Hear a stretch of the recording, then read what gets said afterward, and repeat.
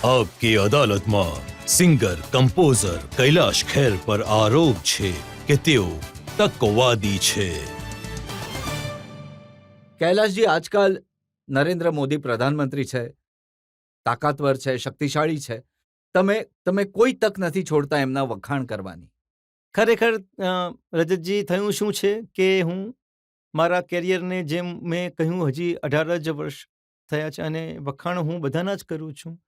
તો હવે જે સારા દેખાઈ રહ્યા છે, હું એમના વખાણ કરી રહ્યો છું. જૂનાની પણ હું કરું છું, કહું છું. જૂના પણ બધા સારું કરીને ગયા છે દેશ માટે, પણ જે સ્પીડમાં વસ્તુઓ થઈ શકતી હતી તે થોડી હવે થઈ રહી છે. હું એ બોલું છું સર. હવે શું બોલવાની મારી થોડી ઇમોશનલ રીત હોય છે, ભાવનાત્મક હોય છે, તો એ શું છે હવે હાઇલાઇટ થાય છે.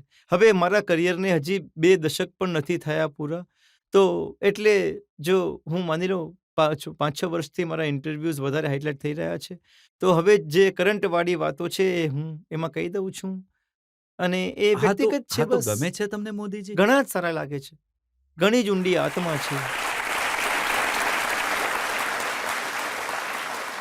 એના પહેલા ક્યારે પણ આપણા સનાતનને, આપણા સંતોને, આપણા મહાપુરુષોને આટલું માન સન્માન, વિશેષતઃ મહાત્માઓને ઓછું મળ્યું છે.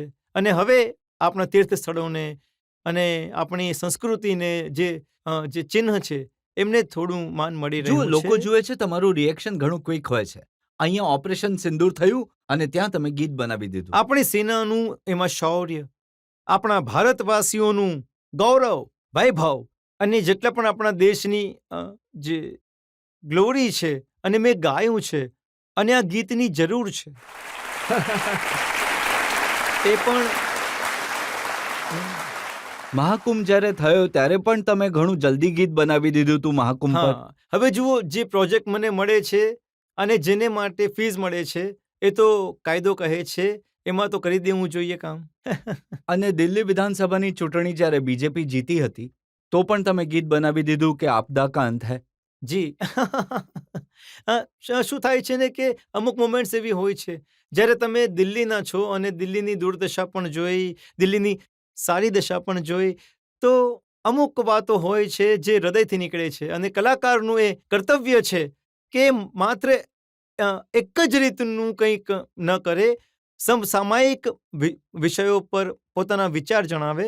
અને કલાકારનો અર્થ માત્ર મનોરંજન કરવાનો નહીં, પણ જગાડવાનું છે, અલખ જગાડવાનું છે. 2011માં તમે કેજરીવાલના વખાણમાં ગીત ગાઈ રહ્યા હતા, યહી રાગ ગુંજેગા. હા, એ એમની વખાણ માટે નહોતું ગાયું સાહેબ, એ અન્ના હજારેજીના માટે ગાયું હતું મેં.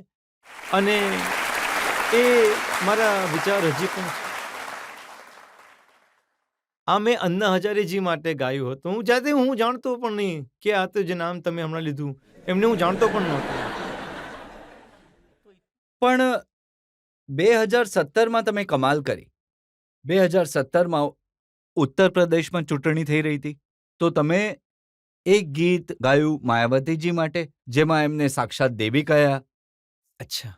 બીજું ગાયું અખિલેશજી માટે, જેમાં એમને ધડક ધડક અખિલેશ કહ્યા. હા. અને ત્રીજું યોગી આદિત્યનાથ માટે કહ્યું, ગુંડારાજથી મુક્તિ અપાવનારા યોગી. એટલે એક કલાકારે ત્રણેયને સપોર્ટ કરી દીધા. તો સર, જે કમળ પણ ઉગાડ્યું, સાયકલ પણ ચલાવી દીધી અને હાથી પર પણ ચડી ગયા. અને કોંગ્રેસનું પણ ગાયું હતું સર. અચ્છા. હા, તો ચારેયના ગાયા હતા. યોગાનું યોગ શું થયું છે કે આ રિલીઝ એક જ સમયે થયા, ગાયા અલગ અલગ સમય પર છે. તો આ જે પહેલું નામ જે તમે લીધું, એમનું કદાચ મારા કરિયરના બિગિનિંગમાં જ ગબડાવી લીધું હતું. તો એ સમયે તો મને દરેક માણસ દેવી અને દેવતા જ દેખાતા હતા. તો બિગિનિંગમાં તો એવું જ થાય જ છે. ધીરે ધીરે તમારી પ્રજ્ઞા જાગે છે અને તમારી અંદર એ સમજ પણ આવે છે કે શું કામ કરવાનું છે, કઈ રીતે કરવાનું છે, કેટલાક આમ એમાં કરવાનું છે સીમામાં. એના પછી જે આ સડક સડક ગાયું હતું, એ 2013 કે 12માં જ ગાઈ લીધું હતું, જે સડક સડક પર પણ ધડક ધડક સડક સડક. અને એના પછી અચાનક પછી આ જે પછી યોગીજી અને આ બધા આવ્યા હતા, તો એમણે શરૂ કર્યું રિલીઝ કરવાનો ટાઈમ. બધાએ પોતપોતાની ફિલ્મો એક સાથે રિલીઝ કરી દીધી. તો એવું લાગ્યું કે અરે આ ગાયકે તો ચારેય માટે ગીતો ગાયા છે. અને આ થયું હતું. અલગ અલગ ટાઈમના એ છે સર પ્રયોગ. મોદીજીનો 75th બર્થડે આવવાનો છે, તો શું તમે એમના માટે પણ કોઈ ગીત કમ્પોઝ કર્યું છે? 2017માં અમારા લોકોનો એક શો હતો અમદાવાદમાં, અને શો કરાવી રહ્યા હતા હાલના જે હોમ મિનિસ્ટર છે અમદાવાદના, આપણા ગુજરાતના, હર્ષ હર્ષ સંઘવી. સંઘવી, હા. તો એ 67th બર્થડે હતો ત્યારે પ્રધાનમંત્રીજીનો. તો એમણે 67th ફીટની એક કેક બનાવી, અને બધી વસ્તુ ઘણી ભવ્ય રીતે થઈ રહ્યું હતું. મારી કોન્સર્ટ હતી ત્યાં, તો અચાનક એક ગીત ચાલી રહ્યું હતું. Happy birthday to you, Sunita. તો ત્યારે એક હૃદયમાં વાત આવી કે બાકી બધી વસ્તુઓ ઠીક છે, પણ આ ગીત જન્મદિવસનું એક ફિલ્મ ગીત બની ગયું હતું. એના પછી એટલી અવેરનેસ જ નથી કે કોઈ પણ ગાયકે, કોઈ કલાકારે કોઈ જન્મદિવસનું વગર ફિલ્મનું ગીત કોઈ બનાવ્યું જ નહીં. તો મેં સાહેબના 70મા જન્મદિવસે એક ગીત બનાવ્યું હતું જન્મદિવસનું, શુભ જન્મદિન, અને સાહેબે એને માટે ટ્વીટ પણ કર્યું હતું. તો એ હા બની ચૂક્યું છે એમને માટે ગીત. તમે સાંભળજો, સંસ્કૃતમાં પણ છે, હિન્દીમાં પણ છે. અને એ હવે 7 જુલાઈએ તમારો બર્થડે આવવાનો છે, હા સર. તો એ દિવસ માટે કોઈ ગીત લખ્યું છે? સર રજતજી, હું બાળપણથી જ થોડો ઘણો સમય જો જન્મદિવસની જો ખુશી જોઈ તો યજ્ઞ હવન અને લાડવા વહેંચતા જોયા. તો મેં વહેંચવાનું જોયું છે, ઓલવવાનું ક્યારેય નથી જોયું. હવે જ્યારે હું મુંબઈ ગયો તો ઇન્ડિયન આઇડલમાં હું જજ હતો 2008-2009માં. તો ત્યાં મારો બર્થડે સેલિબ્રેટ કર્યો લોકોએ. પહેલી વાર ખબર પડી કે અચાનક સરપ્રાઈઝ આપીને એમણે કેક લાવી હતી, અને બત્તી આમ કેન્ડલ કહ્યું ઓલાવો, કાપો. તો ત્યાં નાટક બધા કરી લીધા જેટલા પણ હતા. પછી એ જ હૃદયથી મનમાં એ વાત આવી હતી કે નહીં, મારે આપણી જ સંસ્કૃતિમાં રહેવું છે. તો હવે હું મારો બર્થડે ઉજવું છું, નવા ટેલેન્ટને લોન્ચ કરું છું. ભારતમાં ગાયકે ક્યારે ગાયક લોન્ચ નથી કર્યા, પણ હું કેમ કે થોડો ગાંડો છું, થોડો ઉન્મત્ત છું, તો હું મારા જન્મદિવસ પર આખા ભારતમાંથી પંડિતજી પહેલા શોધું છું, પછી એને ઘડું છું, પછી એમની ગ્રૂમિંગ કરું છું. હું આ કરું છું મારા જન્મદિવસ પર. નઈ ઉડાન નામનો આ એક કાર્યક્રમ હું કરું છું રજતજી. ઘણો મોટો ભવ્ય ઓડિટોરિયમ હાયર કરું છું. ક્યારેક તો સ્પોન્સર મળતા નથી, જેમ કે આ વર્ષે નથી મળ્યા, તો પોતાના ખિસ્સા 50-60 લાખ રૂપિયા લગાડું છું જી. અને રજતજી જેવા, પંડિતજી જેવા મોટા લોકોને બોલાવું છું એઝ અ ચીફ ગેસ્ટ. ક્યારેક કોઈ મિનિસ્ટરને બોલાવી લઉં છું, જે પણ અવેલેબલ થઈ જાય, જેમનો પણ પ્રેમ મળી જાય. અને અમુક સેલિબ્રિટીઝને બોલાવું છું જે અવેલેબલ હોય છે.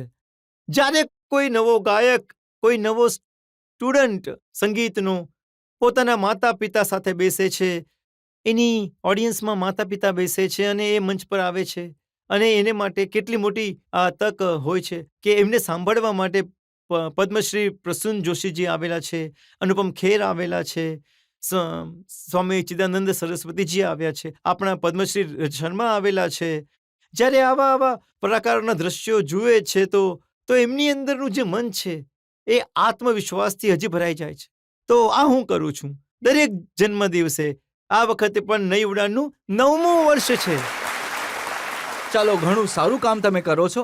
બધા પોતાનો બર્થડે આ રીતે ઉજવે તો આનાથી સારી અને વાત સાહેબ શું હોઈ એને શકે? સપોર્ટ કેવી રીતે કરું છું જુઓ. કુદરતે, ભગવાને કહેવાય છે કે જ્યારે તમે એક પગલું ભરો છો સારા કામ માટે, તો મારા દાતા 100 પગલાંનો તમારો રસ્તો તૈયાર કરી નાખે છે. કઈ રીતે?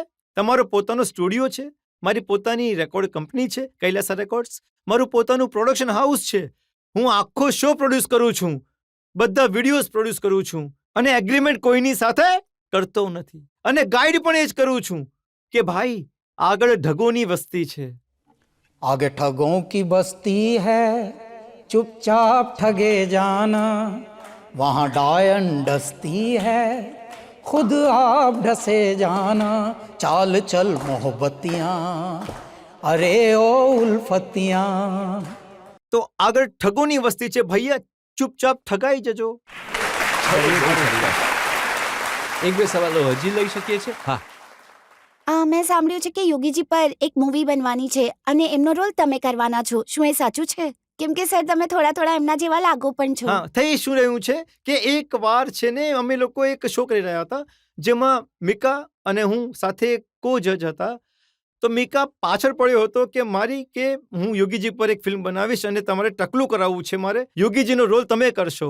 તો આ મસ્તી ચાલી રહી હતી તો કોઈ કે આ છાપી દીધું હતું અને આ છાપી દીધું તો યોગીજી સુધી વાત પહોંચી. તો યોગીજી સુધી વાત પહોંચી તો ઘણા લોકોએ કહ્યું કે હા, હી લુક્સ લાઈક યોગીજીઝ બ્રધર ઓનલી. જો એ માથું મુંડાવી લે તો ક્યારેક ક્યારેક એવું કહે છે લોકો, અમુક લોકો. સર તમે આટલી મહેનત કરીને સંઘર્ષ કરીને તમારા જીવનમાં આટલું ઊંચું પદ પ્રાપ્ત કર્યું છે, તો આવનારી પેઢીને તમે 2 પંક્તિઓમાં જો ગાઈને અથવા કોઈ પણ રૂપમાં સંદેશ આપવા માંગશો તો શું આપશો? કેમ કે આપણી નવી પેઢી અહીંયા ઘણી બધી બેઠી છે, ઘણા બધા છે.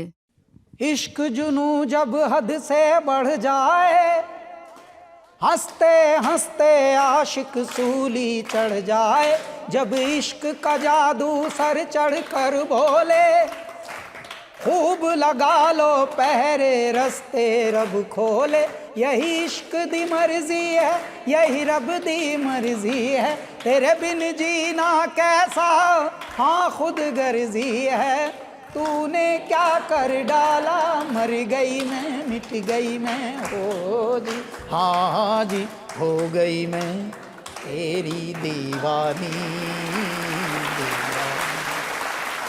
અમે લોકો 4 વર્ષ પહેલા કારગિલ ગયા હતા, 3-4 વર્ષ પહેલા. અને કારગિલમાં અમે 26 જુલાઈ જે કારગિલ દિવસ જેને આપણે ઉજવીએ છીએ ત્યારે ગયા હતા. તો ત્યાં અસમ રાઇફલનો એક યંગ ઓફિસર મળ્યો. એની ટાઈગર હિલ પર બેઠી હતી ચોકી. એ જ્યારે પોતાના બેઝથી નીકળતો હતો તો એક કાનમાં એના હેડફોન લાગેલો છે અને આ ગીત સાંભળી રહ્યો છે, તેરી દીવાની. જુઓ, उन्नतिशील देश नहीं होता धन के भरे खजानों से, उन्नतिशील देश नहीं होता टैंक तोप विमानों से, उन्नतिशील देश नहीं होता खंदक और खदानों से, उन्नतिशील देश होता है उन्नतिशील नौजवानों से.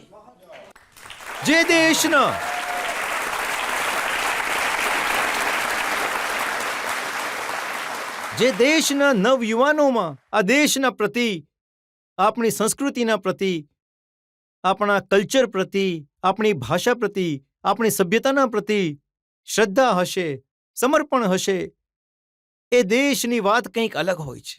હું વારંવાર એ જ કહું છું, જ્યારે તમને તક મળે, જ્યારે તમને ઉત્તરદાયિત્વ મળે, ત્યારે તમે કંઈક એવું કરી જાઓ જે ઇતિહાસ રચી દે. નહીં તો કેટલા આવ્યા અને કેટલા ગયા ખબર પણ નથી પડતી. આ છે મારો સંદેશ યુવાનો માટે.